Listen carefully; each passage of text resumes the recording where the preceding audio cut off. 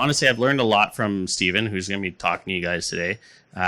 He's when I went to work for Habanero, when I went and interviewed there, I knew I wanted to work there. It was obvious to me that he had built a business that the people loved working at. He had built a culture where everybody understood what they were doing. At least they thought they did most of the time. And where the employees and the staff really felt empowered, and they felt like the company actually wanted them to be there and cared about them. And that really, if you look back, it all comes down to Steven and his just desire to and ability actually to connect with people and make sure, to kind of get everybody on the same page and understand what they're doing, where they're going, and why they're there. So really interesting. They're an IT, Habanero's an IT company. They've been around for 22 years, but they build software for companies, but they approach it from the why. Why do you guys need this? How does this align with your purpose? What does the software need to do to get you guys where you're going and to make sure your employees have what they need to do their jobs well, versus just, we're going to sell you some shit. So, which happens sometimes, right? So anyways, he's going to come talk to you about all this stuff. Steven Fitzgerald.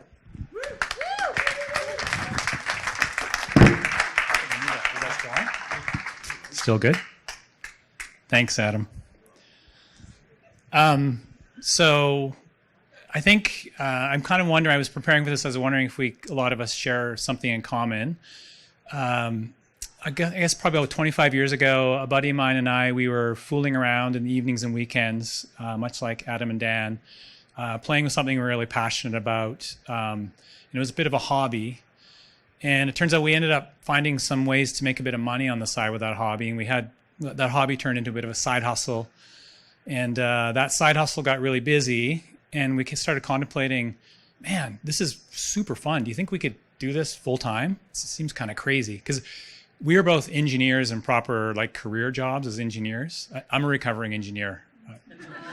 I know. It's terrible. So we were really excited about the possibility of stepping into doing something that we were so deeply passionate about, but it still felt like a hobby. And so I was traveling for work one day, and I came back, and the guy we were doing this together with, Neil, says to me, "Hey, by the way, I gave notice, so we're doing this." So he kind of called my hand, and I had to give notice to my job, and I wouldn't have probably done it if he didn't do that. But that was how we started the company. It's been going for 23 and a half years now. So I'm wondering if that's something some of us share in common, because I think a lot of people get in this industry starting as a hobby, as Adam was saying. You guys brewed evenings and weekends in your garage on the side, and it might not just been because of drinking. It might also been because you were really into it. And I think that's kind of a really cool way to go at it. So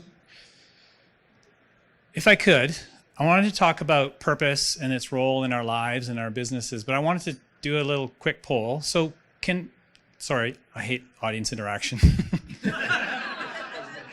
It's a very non-Canadian thing to ask people to do.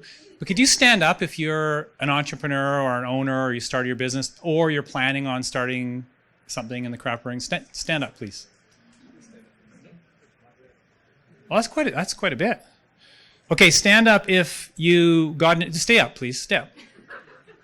Stand up if you are in this industry just because you're really passionate about craft beer and you're really interested in it. It's really something you're... Okay, cool. And everyone else is here for free beer. Okay, thank you very much. Now we know who we're dealing with.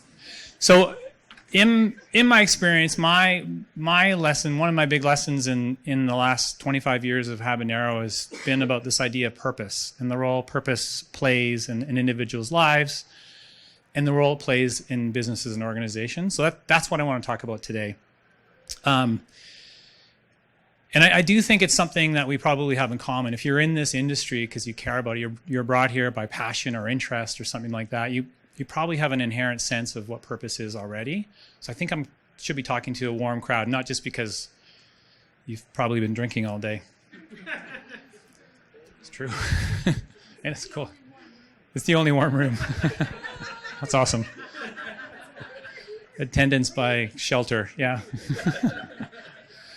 So I'm going to quickly start with a personal story. I'm going back to a very warm September day in 2012, and I realized how the terrible weather this September has affected everyone's business in this room. But if you remember back to 2012, it was a glorious September, beautiful days.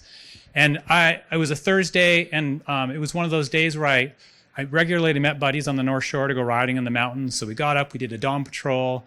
I whipped home, I got on my road bike to go to work, and I got changed in the office by like 9:30 and had what was a perfect day for me, like busy, lots of meetings, hanging out, lots of collaboration with people, ideas sharing, just these sort of frenetic, high energy days. And that was sort of how most of my time went in those days. And then day was done, time to go get back on my bike, ride home. And the ride home is really important to me, or really special to me, because I have 4 kids at home. At that time, my youngest was 6. And so work was really busy and frenetic, as you all know in your own experiences. But my home life was also busy and frenetic, with different energy, though. And I loved both those energies. But I love that the kind of forced meditation or the calmness of being on the bike, the isolation of being on a bike in between the work and the home. So I was really looking forward to getting on my bike, cycling home. And I was about 7 blocks from the office, whipping down the road, down Pender Street, and a motorist was coming up beside me, and he made kind of an erratic turn to the right and just ran me right over. It was terrible. And I remember I was coming to, laying on the ground, and I saw the sky, and I saw people's faces looking in on me with disconcertingly concerned looks on their faces. They looked really worried. I hope that wasn't me. And I remember thinking at the time, I hear this on the radio all the time. A cyclist has been struck on the corner of whatever and whatever. Avoid that area. Traffic's bad. And I thought, I hope I'm not messing traffic up. So I hope traffic's still moving. And I realized I really did mess up traffic, because there was, for some reason, 2 ambulances and a fire truck and police cars. Like, this is overkill, people. I mean, this is too much.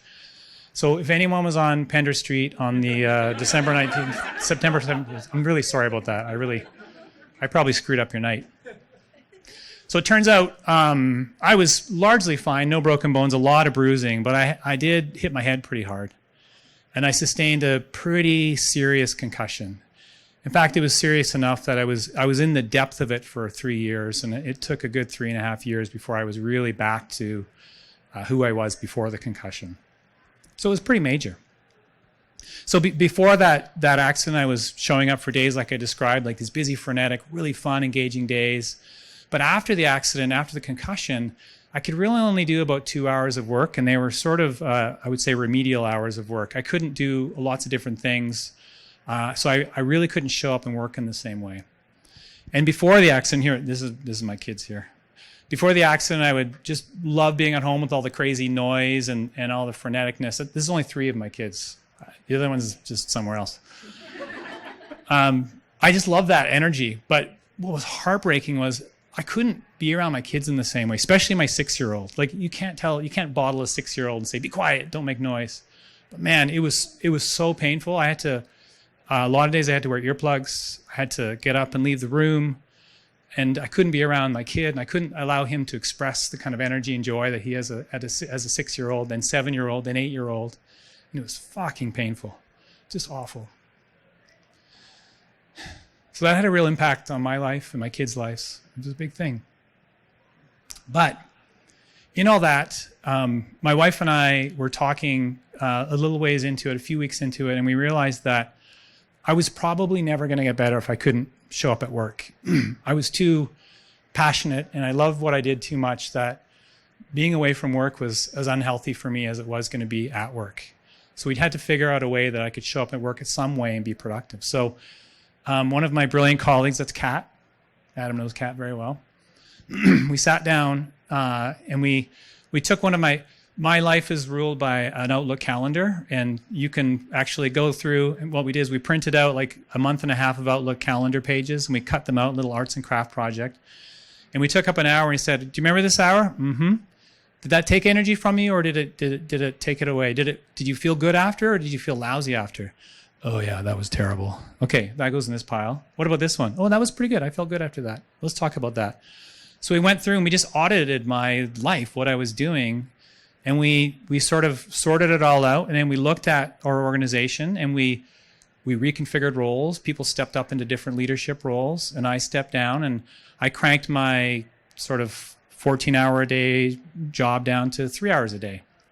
And actually, one thing that's really cool is, and I think this is sort of an interesting entrepreneurial business building experience, but I felt at that point I was kind of falling into the arms of the business that I helped to build with all these other people. And that was a kind of an amazing experience. Like I was feeling support by the system that I helped build, and that felt really cool. Unfortunately, our resorting of my job didn't totally work, so we tried it again. We did it a second time, crunched my job even more. It was a bit better, still not perfect, so we crunched it down a third time. We got to this point where I had a small enough job that I could show up to work, add a little bit of value, as much value as I possibly could to Habanero, but the business still ran fine, and I was getting what I needed out of it, and I wasn't killing the company. And so we went that way, and as long as I could be on top of managing my symptoms, I could show up at work, and it was really helpful for me. What's interesting about that is I don't know if any of you have done any work on understanding what gives you energy or your flow state or your strengths or any of those kind of things, but it's really common to audit the work that you do and the ways you tend to spend time and get an understanding of how that affects you, how you feel during it and after it. And it's quite a bit of work to do that work if you've done it. It's quite a bit to think, well, I think that was okay, or I guess in retrospect, it seemed fun at the time. Maybe it was type 2 fun. I kind of appreciated it later, but it's a bit nuanced, right? But with my concussion, my symptoms were such that if I spent 15 minutes doing something that wasn't a good fit for me, I had these brilliant crushing symptoms that would bear down upon me. So my sort of damaged brain became this amazing shining light into the recesses of what my strengths were and what really worked for me. So it was an amazing opportunity. It was this cool opportunity to get really clear about what is it that gives me energy and what saps my energy. So that was an absolute gift from the concussion. And it gave me a lot of clarity about how my strengths show up, not just the things, the activities, but what is it behind those activities that actually give me energy, and what is it behind the other ones that take it away. For instance, I realized that email was really hard for me. And there was something about multitasking, and I'm not really a strong writer. I'm sort of borderline self-diagnosed dyslexic, and writing and thinking about the response and the politics of it and everything. That cycle of work would just crush me. So email was something I just had to stay away from. So skipping ahead a few years, this is about a year and a half later. I've been in a peer mentoring group with a bunch of other CEOs for over a decade now. Is anyone else in any peer mentoring groups? One person. Awesome. Congratulations. It's actually, I got to say, just as a sidebar, it's the single most influential learning thing I've ever done as a professional in my life. Like, I absolutely 100% recommend, if you're running a business, get into a peer mentoring group with other people running businesses. It's huge. So we had a task as a group to do something called a lifeline. And what the lifeline was, is an exercise where you go back to birth and you chart your life, and you kind of plot it out, and you create kind of a narrative for that, and you sit down with your peers in your group and you talk them through your life. And it's this really great way to understand who someone is. And it's also really good to reflect back in your life and see if there's any learnings to pick out of it. So I was really excited about this because I know it's a great exercise. And so I sat down, gave myself some time, because let's face it, I was working like an hour and a half a day. I had lots of time.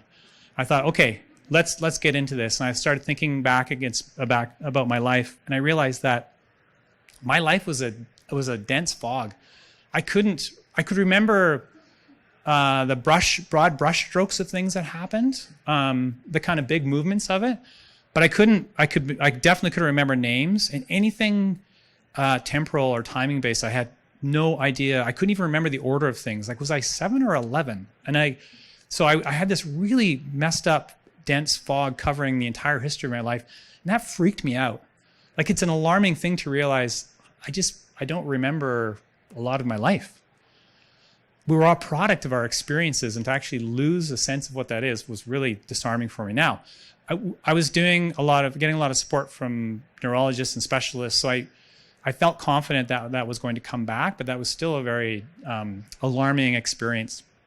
And so I crowdsourced it. I sent notes to old friends that I hadn't seen for a long time, and current friends, and my sisters and my parents and people at work, and I said, hey, here's the situation. I'd love it if you just sent me some dates and names and pictures and a few things that we've shared together. That would be really great. And people were so generous. It was awesome. I got this massive inflow of all this data. And so being slightly nerdy, I created a bit of an application to put all my data in there and map it out. And it's kind of cool, actually. What it does is it charts my life from birth, and it charts the highs and the lows. But what's really valuable about it is that it allows you to create or understand the cause and effect relationships between the experiences you've had in your life and the person that you've become today. So we think about things like values or the mental models we use to understand the world. A lot of those things are formed through the experiences we've had, through the challenges, the high and the high parts and the low parts and all those different things. But for me, with my concussion, the advantage I had was I was looking at this almost with fresh eyes. Like, I remembered a lot of it conceptually, but I had this ability to have this objective perspective on my life that I never would have had without the concussion. So again, that was another advantage of living with a brain injury. So that clarity was really important for me because it gave me a deeper sense of understanding of the role that different relationships I had with different people in my life had and how that related to what I cared about today and the kind of mental models with which I saw the world. So we have a little model we use at Habanero around the idea of personal purpose. And it kind of goes like this. If you think about the things that really matter to you as a person, the things that are really important to you, like if there's one thing in the world you could change, damn it, I would change this. Like, those are the things that matter. And if you think about the things that you are just meant to be doing, the things you're really good at, like if you think back in your life and the patterns and that are behind the times when you're really winning, what are those things that you're awesome at? If you put those two things together, that sweet spot when you're doing the things that matter to you, but you're doing them in a way that utilizes your special gifts to the world, if you will, that's actually where the magic happens. That's when you're most fulfilled. That's when you're living your best life. That's when you're making your most impact. You're most productive. And that's when you're living your personal purpose. At least that's how we see it. So putting that in context, the idea of purpose is really about, it's this idea that kind of transcends, time and space and context. And it allows you to think about your life and make sense of all the highs and the lows and all the things you've been through. And it actually allows you to get clear about who the real you is. I know that sounds a bit flaky, but we all have some level of veneer or persona we put on to show up in certain circumstances. This is my speaker voice or my speaker face. But really, who are we deep down inside? And the clearer we get about that is we have a better relationship with ourselves, which is amazing. We also have better relationships with other people. We have this deep in the back of our brains, we're attracted to authentic people. That's a very human trait. And so the more authentic you are and the more you understand yourself, it really has an impact on relationships you build. So this idea of purpose, it really helps fuel our lives. Okay, so I wanted to actually mention one thing about that. The idea of purpose isn't something you can kind of go to a weekend workshop and figure it out and then you're dialed. You can get a t-shirt with it on. It changes a lot. It's kind of a lifetime pursuit to really understand yourself at this level. And one of the examples is that I think is really important to make sense of is we often have these passions in our lives. Like, maybe when I was a little kid, I was heavily influenced by the Brady Bunch, so I wanted to be an architect my whole life. So I had this real passion for being an architect growing up as a kid. But what happens is if your 7-year-old self sets the mandate for the rest of your life, the studies show, there's some research on this, that you're going to be really frustrated, you're going to be disillusioned, you're going to be experiencing things in your life that don't add up to the ideal that your 7-year-old self set. And it actually leads to a very frustrating life. Finding your purpose is about being experimental. And one of the interesting things about it is when you try things and you put effort into them, you work hard at them, it may be terrible at first. You may hate it. But it may be on your road to actually get into that perfect spot. Because the more effort you put into things, the more reward you get from yourself, the more it actually activates your mental model of how it fits into your life, and the more you start to develop more passion for it. So this idea, I love this quote, passion it's a consequence of effort, not just just a cause rather. So this idea that, I want to do something I'm passionate about because I'll work harder at it, it works the other way around as well, if that makes sense. I feel like I didn't explain that very well. Does that make sense? Yeah? Okay. So back to me, back to my journey. I think about my personal purpose is that I'm very passionate about thinking about how people can live the best possible lives they can, fueled by amazing careers. So I think very, at a personal level, I'm really attracted to this idea of really helping people get involved in their careers in a way that actually helps them lead better lives, not just provides better paychecks or more job security, but actually impacts their life. So partially explains why I'm here, I guess. So that's my personal purpose. And we, as I was coming out of this concussion, I was three and a half years in, and I was starting to be able to carry on cogent conversations with people and work longer hours. I was having this kind of renaissance, and it was amazing actually getting that energy back. Oh my God. When you're without your brain for a while, you appreciate your brain function so much after that. So I was so grateful. I'd be in a conversation, I'm like high-fiving myself walking out of the room. It's like I was in that whole conversation. It was awesome.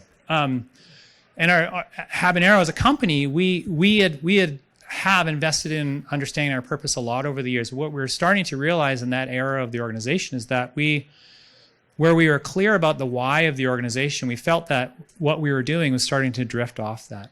So we felt we could do a better job of aligning our strategy and our vision with really why we existed, our purpose, what we really cared about. So we were starting to work on this new strategy as an organization. And I just let me share another quick model. This idea of personal purpose that we're talking about, it applies to organizations in a very similar way. Now, it's not exactly the same. I mean, the idea of purpose is that it provides this kind of life force that motivates things inside you and moves your heart as well as your mind. And that works in organizations too. But the dynamics in an organization are obviously different because you have lots of people and there's an interaction between their personal sense of purpose, what they care about, and the organization. So there's this interplay between the espoused purpose of an organization and what people really see and how that lines up with their belief system and what they know about themselves. So it's a lot more complicated in a lot of ways, but still the pure idea of what purpose is, it applies to humans in the same way it applies to groups of people and organizations as well. So that's a little bit of context. And at the organizational level, I kind of like the Jim Collins model of saying, if you're really clear about what people are really passionate about in the organization, and what they really feel they can be best in the world at, and what you can build a commercial model around, that sweet spot between those three domains, that's a good indication of somewhere in there where your organizational purpose lies. So for me, I'd gone through this experience, this wonderful experience of having 3 years of a brain injury and got all this clarity about myself. And in parallel with that, Habanero was ramping up, creating a new strategy. And that strategy, the direction we were taking, it didn't end up in the end being like a little bit to the left by a few degrees. It ended up being quite a significant pivot. So for example, about 41% of our revenue going into that year was one of our offerings that we decided wasn't really part of our future. So we were making some big bets on a new feature that was turning our back on a big part of our business in that day. So it was a pretty kind of bold move. But we knew if we were more aligned with our purpose, it would pay off at some point. So what we did as an organization is we had people fly in from Toronto and Calgary and Winnipeg and have everyone in Vancouver. We wanted everyone in one place for the day, and we're having a big conference, and we're going to share the news about these new ideas that were going to govern our company going forward. It was really exciting. But for me, just as an individual, I was able to show up that day with all the clarity and confidence I'd gotten from being really clear about what mattered to me. And it allowed me to kind of get on the stage and talk about my purpose and how it impacted my aspirations for Habanero and how that melded its way into the strategy we developed.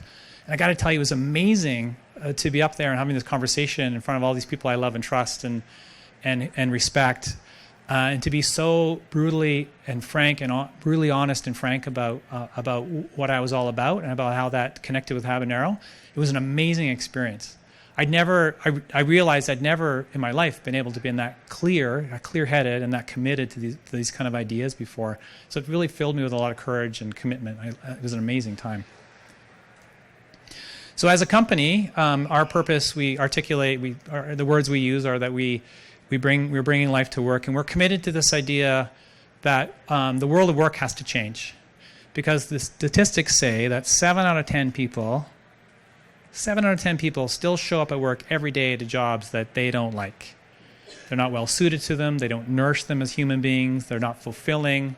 7 out of 10. And a good portion of those, 2 out of 10, their jobs are such a poor fit for them that's probably causing them some health issues. That's the way the North American economy is right now. And so our organizational purpose is tied around changing that. We want to make, that's the dent in the world we want to make. We feel that organizations can do much better, and our role is to help them do that. So that's why Habanero exists. And you can see there's a connection between my personal purpose and the organizational purpose, and I'm one of the founders, so screw it, I get to do that. So this pivot that we took, it was the right thing to do. We did it at a time when the economy in Alberta simultaneously tanked, almost like we triggered it. And they were over half of our revenue. We do a lot of IT work, and all IT buying patterns had changed, so that had a huge impact. And there were a bunch of other macroeconomic things that conspired against us at this time. And meanwhile, we had this new vision and idea where we're going. We were still trying to figure that out too. So we had a lot of hypotheses that were untested. So we actually created a real shitstorm for ourselves. We knew it was the right thing to do, but when we stepped in this new direction, we faced a lot of adversity. And I would say, probably if I'm really honest, for 2.5 years, we were really struggling. We have some successes and some setbacks, and fighting back and forth. And I tell you, it was really tough. We couldn't advance people's salaries. We weren't paying bonuses. We couldn't afford a lot of training for people to develop their careers, which is part of our commitment as an organization. And we had to do some really tough things. The hardest thing for us to do as an organization is if we overbuild and we have to say goodbye to people for no other reason than we just can't afford them. So we had 2 rounds of layoffs, and that was terrible, just terrible, really painful. Actually, one of the hardest things we had to do was we hit this cash crunch, and we had to ask everyone to go on time without pay. So this is affecting people's lives, their families. This is not a small ask, right? And what people said was, "Oh, I'm so glad I can contribute. In fact, my spouse works and we're good. I will take more days for other people who can't take days." So people really stepped into it. It was amazing how generous people were. And I'm not saying they were happy to do it. This was not a pleasant situation. But it was amazing how people got it. It was amazing how people realized how important it was for what we were doing and how they pulled together. And what's also interesting during this phase is we measure workplace health and engagement 3 times a year. We have quite a comprehensive survey that goes out. And so our workplace health skills were bobbling along, and they were going a bit up and down, but they never dropped anywhere near the industry average. So they still stayed relatively high. We stayed in the high 80% for engagement, which is really pretty good. And we're very committed to the Great Place to Work, which is it's in 52 countries in the world. It's a very mature methodology, and it measures workplace health. So we do that survey every year, and through that process, we still stayed in the top 5 companies to work in Canada through the whole thing. So we were struggling and we were hurting, but people were still really engaged. People were still really into it.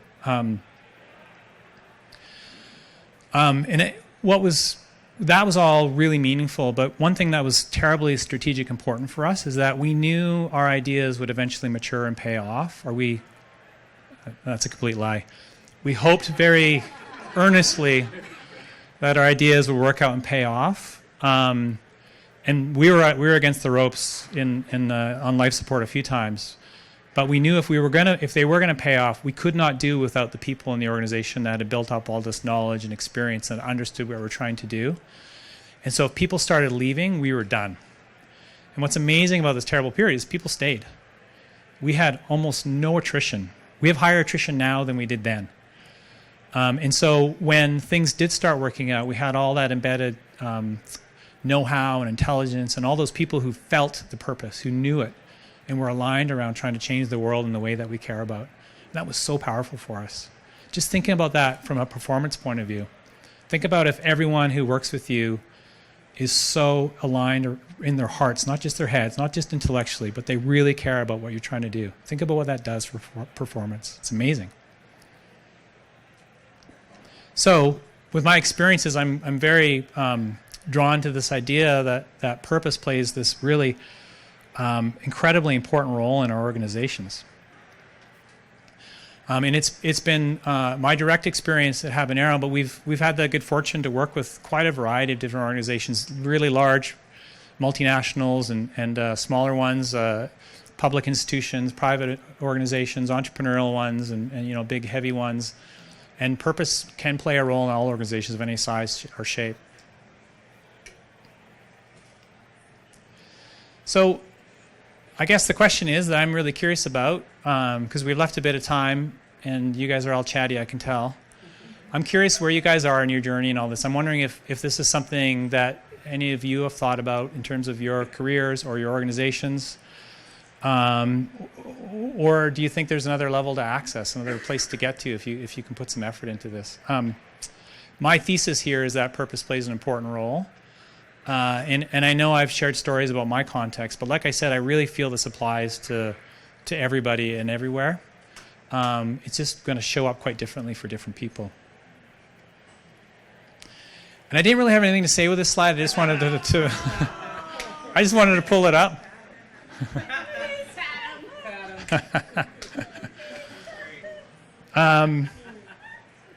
Yeah, it's a great thing to close on. So we did leave some time, and I don't know if anyone wants to share any stories or ask any questions or anything, but yeah. So when you're kind of realigning your vision and your purpose, did that come from you and your leadership team, or was that crowdsourced through your company? Do you have experience around different approaches? Yeah, great question. So most of the iterations of planning are pretty broad-based in Habanero, so we developed strategy. Sorry, the question was, when we created that pivot and came up with a new strategy, was it done quite centrally, or did we get a lot of people in the organization involved? Is that? Way more relevant. Right, okay. Roughly speaking. Yeah, so generally speaking, we have quite a broad-based approach to developing strategy, and because we're actually not a hierarchy, we're a lattice, which is a whole other hour presentation. So we don't have a hierarchical structure. So we have a very collaborative approach to developing. We're not like a commune or autonomous collective, but we really are inclusive and open. We've been an open books accounting company for 12 years. We have when we do strategic planning, it's live tweeted out into the organization. Like, we're very open. So we engage people in the process a lot. And the foundation of doing that is purpose. We all know why we're there, so we can treat people like adults and share everything with them. That's the idea. But this particular instance, it was a bit of a tough nut to crack. So we took a little tiger team off. So this strategy change, this pivot, was a little less of an all-inclusive thing and quite a bit more of a bunch of people going off, refining a strategy and then coming back to the company, which is quite unusual, and actually caused some disruption and heartache in the company because we weren't used to dealing with things that way. Yeah. And so as a result, was it easily adopted by everybody, or was it? Yeah. So the question was it easily adopted? Was it easily adopted? So there were people whose careers were set on the part of the business that we were no longer going to do anymore. So. And actually, all of them stayed except for one, and they just adapted to different roles. And the one who left 3 years later. I mean, people were supporting the change in as much as they were able to, And the gap always is how clear we are about the difference between our strategy, the gap between our strategy and the ground and what people do and how they show up. And so people were supportive of the change. We just had to do a lot of work from that point forward to actually mobilize it, make sense of it, like really make it get traction with something practical.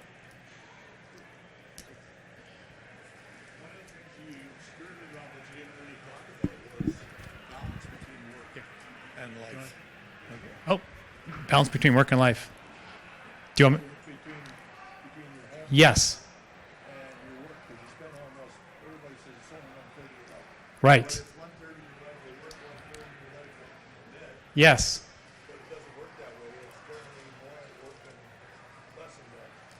Yes. We all want to spend more time in bed. So the question is about work-life balance. It's a great question. So Adam knows this, but one of our values at Habanero is connected to this idea that our belief system is that one shouldn't necessarily seek a balance between work and life. One should seek harmony between work and life.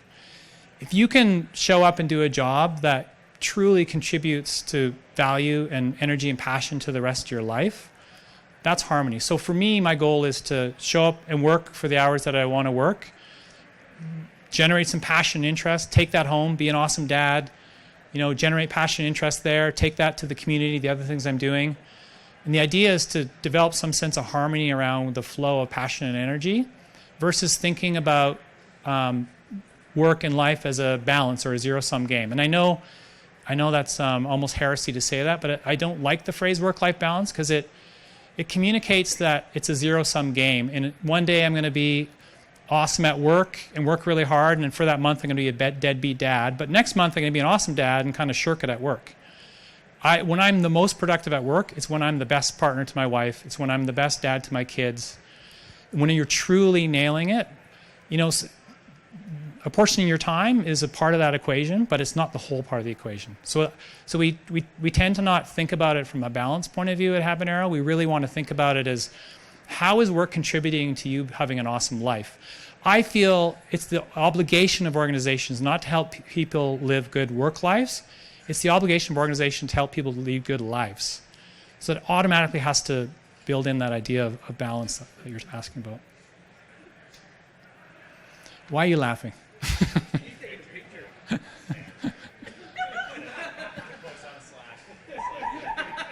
There you go. Yes. I pulled up your site, and it'd be an amazing opportunity to work with an organization like yours that can help go through a process to articulate that purpose. Because I think having somebody objective to work with you on that is really great. We have, I'll try to frame this in a question in a second. We have a lot of ideas, and you've done a lot of, discussing with your team and asking the community, asking your investors about, where are we going? How can we all align our vision? That's really great. You get into this scenario where you've got a lot of information, you want to funnel it down. I can appreciate that. That's what you guys do very well, which is great. How do you do that when you maybe are smaller and you don't have as many resources? Yeah. Is there some fundamental tools, because it's a lot of trying to make sense of all this information. It's all really great information, but trying to get it distilled down, and it's like it's just dealing with little bits and words, trying to be like, is it right? Is it right? Can it work? So any insights there? Yeah, great question. So how do you get on as a small business and not a lot of resources? We think of organizationally the pursuit of purpose. We think of it as 90% archaeology and 10% design. It's tempting to think you would get the leaders or the founders in an offsite and you say, well, let's design our purpose. But purpose exists in the hearts and minds of people in the organization, and so the job is to unearth those ideas, and this is what you're getting at, and then there's the task of pulling the themes and ideas out of those and then putting words to it. Like, purpose statement isn't a purpose, it's a statement that is a shorthand for the purpose. The purpose is the idea. So what you'll really benefit from is finding someone who knows you and you trust you, who you trust rather, who has some skills in this from outside of your organization. It's really hard to be in the system and see the system. It's really hard to have any objectivity about your culture when you're part of it. What you want is someone roaming around, and maybe you guys should do a little co-op, like a swap between different organizations. Bring someone from the outside, have one-on-one conversations with your people. We call it empathetic research. It's a fancy consulting word.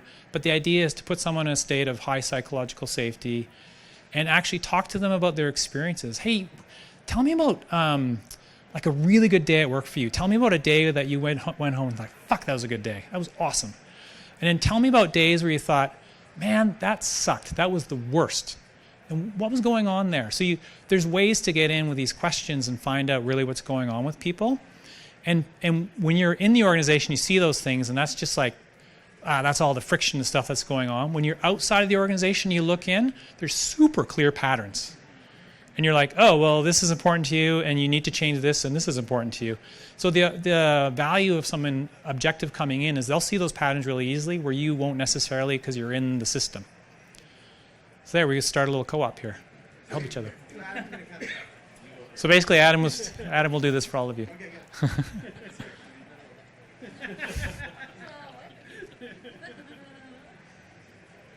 Am I holding people back for more beer? Is that...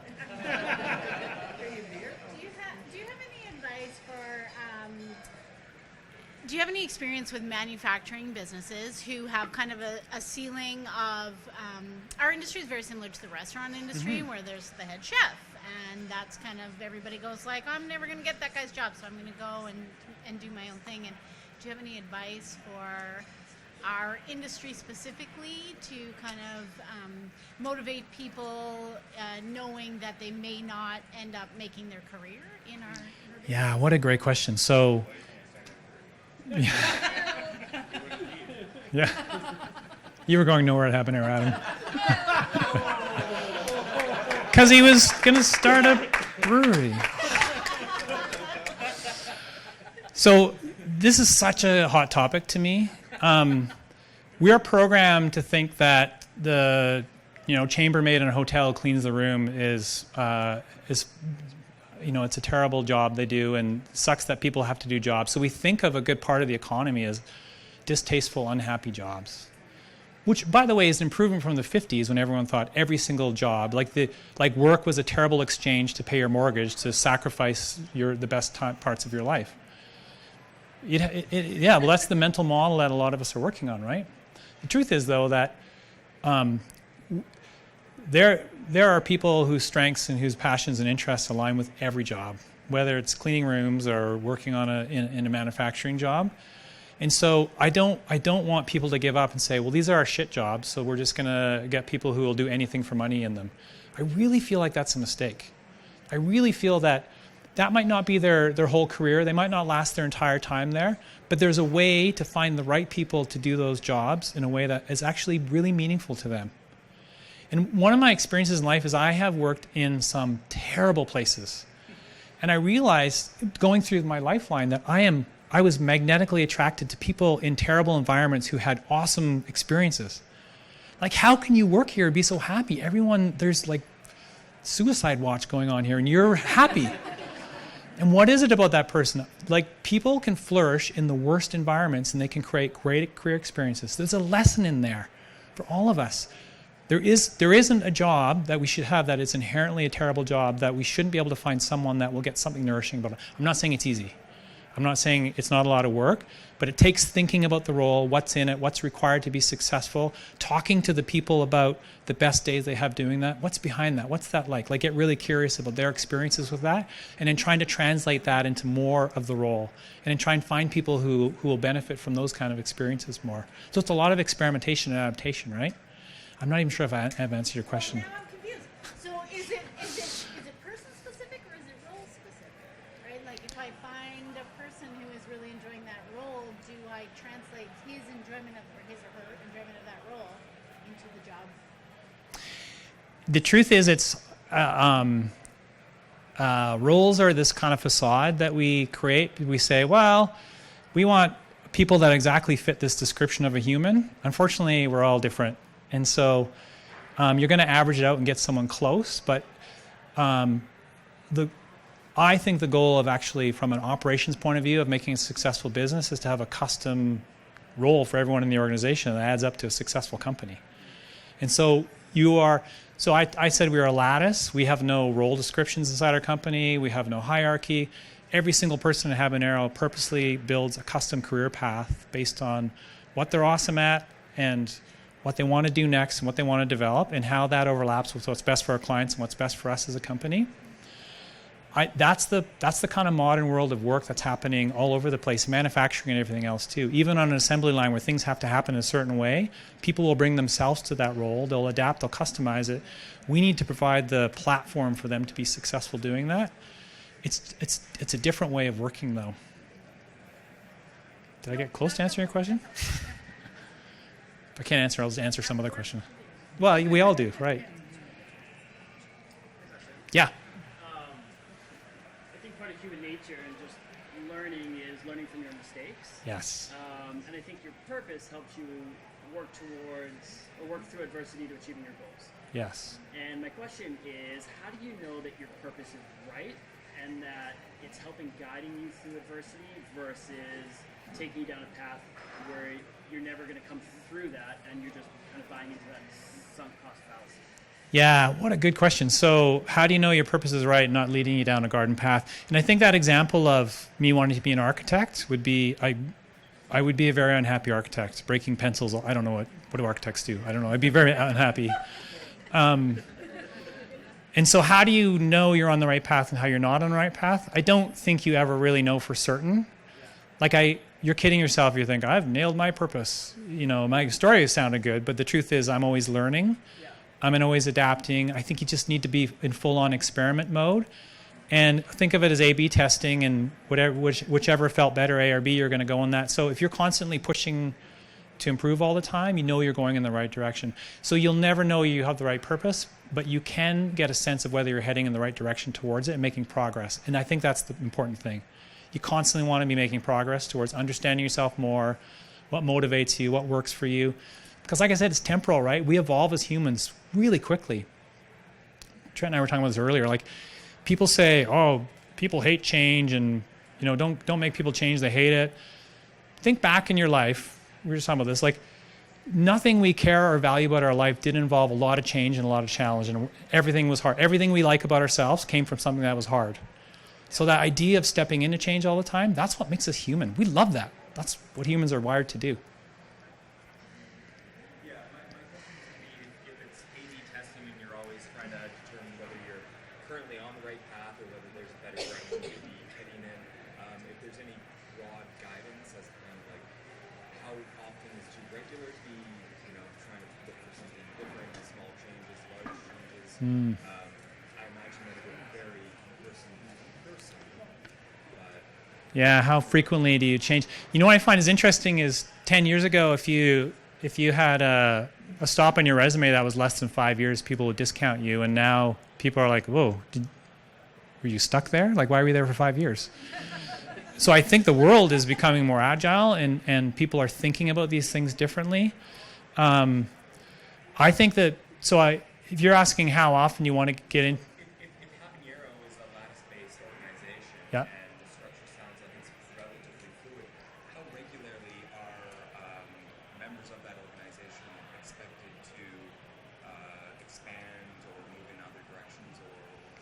Yeah, so there's no expectation. That's a great question. Like, how much do you want people to move and change? And it's very self-guided. What we want to make sure is happening all the time is that there's a conversation about it.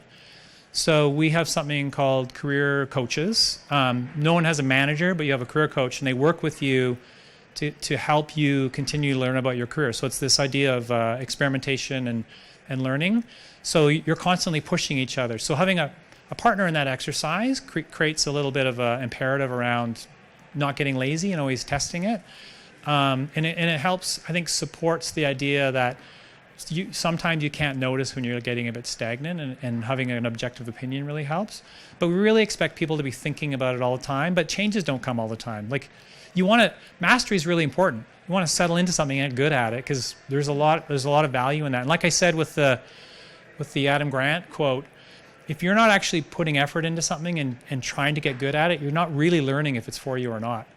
So flipping around, just trying different things all the time, that's not productive either. You really need to bear into things. You really need to try hard.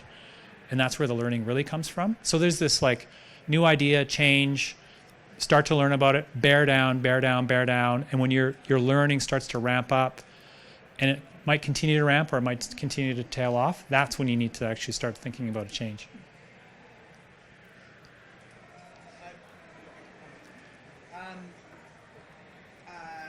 I guess the question is, if you, I guess, appreciate very sort of organic growth approach and giving a lot of people leeway and sort of a bit of a hope that, you know, by giving them this, you're going to get something back, which is hopefully, you know, they feel like they're in a great career, that meaning they're going to work hard and they want to achieve things. New Basecamp book talks a lot about all the things they do for their people, which are really great. I'm reading this book down. That sounds good. Let's do all these things. But I'm trying to reconcile the difference between doing all those things, giving everybody all these opportunities, and then that with how to reconcile when you're doing all this and you're not getting results. And you'll be like, but listen, we've given you everything. We're doing all the nice things for you and career growth and coaching and giving you autonomy and openness and everything that is supposed to lead to this thing. But we're dealing with some new generational things as well with different workforce, trying to understand what motivates them. And like, what happens when we're not getting results over here, but we're trying to go with this strategy to get there? How do you reconcile that back? Because the old way was, well, do your effing job, you know, like that was the old way to do it, like that. But if we're not doing it that way, we're doing it over here. How does that path come around? And have you seen instances where you'd be like, man, there's a disconnect between we're giving them everything, we're not getting results, and what's missing here because we're trying so hard to do both? Yeah, I think there's a... No, that's good. That's a great question. I think there's sometimes the misconception grows that it's sort of like a Montessori school and people can just kind of write their own ticket and do what they want. The idea of an organizational purpose should align people around a common outcome that you're trying to create, which means we all have to collaborate as a team and work hard on it, which is sort of the opposite of that. So in a weird way, being really centered on purpose and driving strategy and tactics out of that one central idea means that you need to find your own personal expression in your own career in the context and in the constraints of what we're trying to do together as an organization.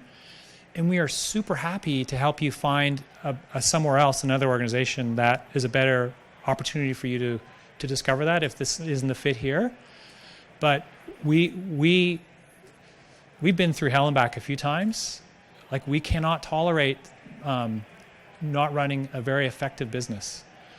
And I find purpose is where all the intrinsic motivation comes for people to do better work, but it's not an excuse for everyone to just sort of do what they want and go on their own. I know that it's not exactly what you're saying. Not quite there, but I mean, if it's like, hey, our purpose is, you know, this to give you an amazing work experience, an environment, a place you're safe and we trust you and you have autonomy to do your job. Yeah. Right. All those things. Not like, hey, just hang out and, you know, Yeah. work. We're like pushing for all these things. Look at all these things we can achieve, and they're like, yeah, but I mean, like, but also I need to go like hiking. Like, I mean, I'm using extreme examples, but I'm trying to figure out. Yeah, that it's a tough one. I'm not saying, hey, come out and everything's fine and you don't have to do real work here. We're saying we need to do real work here. Yes. How do you just get it moving in a direction? I think Adam's going to answer this. Do you still do the accountability? Yeah, so we have a very tight accountability system. So if we're all clear about the broad outcome, Adam and I might have an accountability to deliver this something. My commitment to the business is I will deliver this. In order to do that, one of my supports is Adam. I will negotiate with Adam that he needs to support me in a certain way for me to be successful in what I'm doing. So what you get out of that is you get absolute clarity about what performance is at the individual level.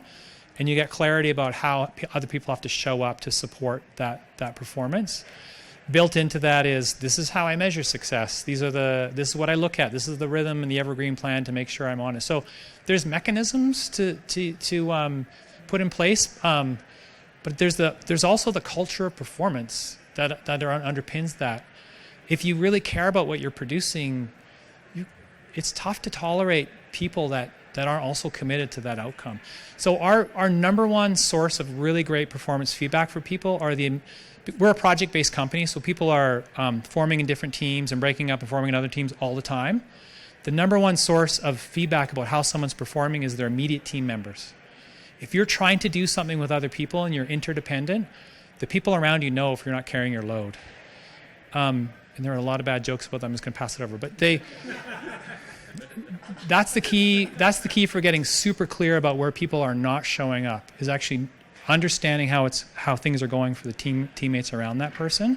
And people need feedback. People need to know when they're not showing up. They need to know when they're having a negative impact on their teammates.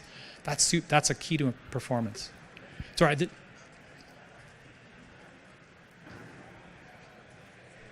want to talk on the mic? I have a question. What is an example of a purpose? Like, are you speaking like climate change? Are you speaking community? Like, in terms of employees to get behind it, what is it that is driving them? Like, is it a good work environment, or is it a higher purpose of changing the world kind of thing? What is driving this need to be behind this purpose? So that's what a purpose is in essence. It's not just an altruistic larger question about the world, like we should solve poverty, although a good purpose generally has some impact on the world. And it's not just what's in people's hearts, like everyone wants to make a lot of money, so maybe that's our purpose. But it's something that resonates with people's hearts and creates this sense of energy and ideas around it. And so it's very inherent to the organization itself. So when you're talking to people in Habanero and you talk about what they care about, some version of this will come up. They will talk about the impact we have on our clients and their businesses and the people that work there. So it's in our people. It's in our hearts. So a good purpose is something that resonates with people. There's no measure of it in any other way than the impact it has on the people in the organization. That's the only way to measure whether it's a good purpose.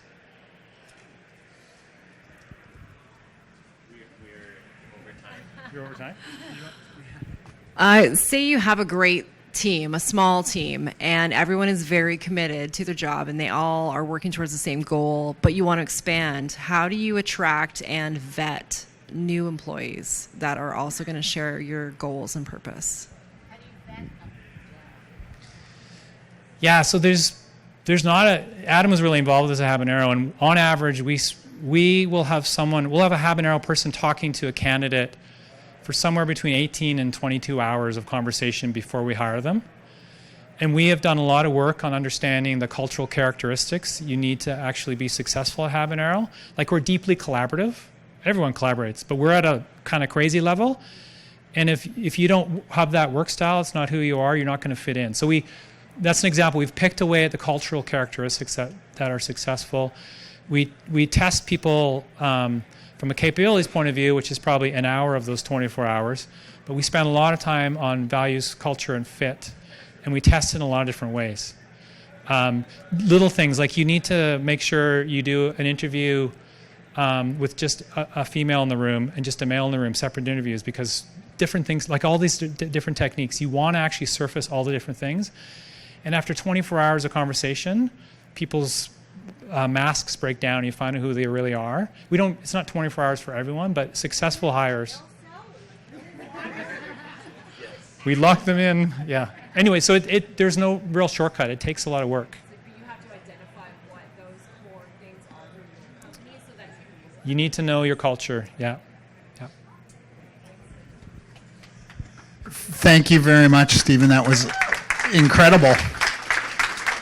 One of the goals that we had and the vision that we had of all of this was to get us thinking outside just the world that we live in, the beer box that we live in, and you have completely delivered that. That was really inspiring. So thank you so much. And Adam, good one. Way to go, buddy. On behalf of the Guild, we have a donation in your name to from BC Hospitality Foundations, the scholarship that we announced today, the Nancy Moore Scholarship to encourage and reward brewers in training at Kwantlen Polytech in the brewing. So thank you very much.